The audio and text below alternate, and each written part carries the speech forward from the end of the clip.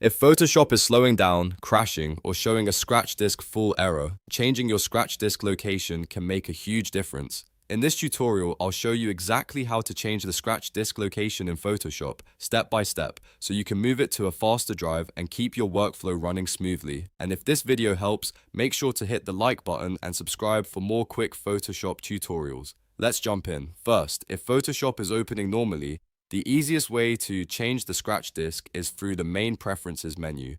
At the top of Photoshop, click Edit, then go to Preferences, and then choose Scratch Disks. If you're on Windows, you can also press Ctrl and K to open the main Preferences window. Then click the Scratch Disks tab on the left side. This will bring up a list of all the storage drives connected to your computer.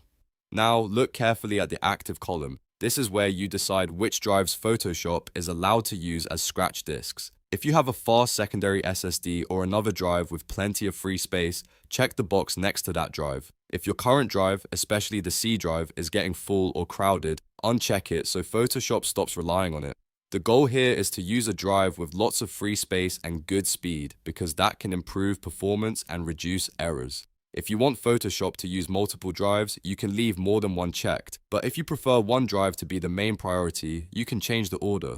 Just click the drive you want Photoshop to use first, then use the arrow buttons on the right side of the window to move it higher in the list. The drive at the top will be the first one Photoshop tries to use. Once you've selected the right drive or drives, click OK to save the changes. But don't stop there. You need to fully close Photoshop and reopen it before the new scratch disk setting will actually take effect. Restarting the program is important because Photoshop doesn't apply this change until it launches again.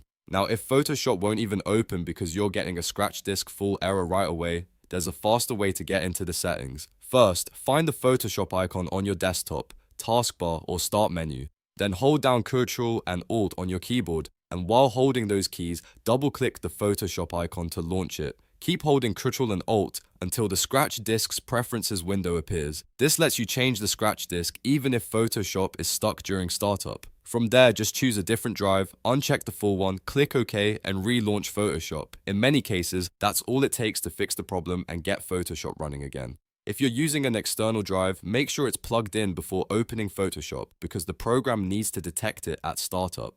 Also, try to choose a drive with plenty of free space since scratch disks work best when they are not nearly full. If this tutorial helped you, please give the video a like, subscribe to the channel, and turn on notifications so you don't miss the next Photoshop fix. Thanks for watching, and I'll see you in the next one.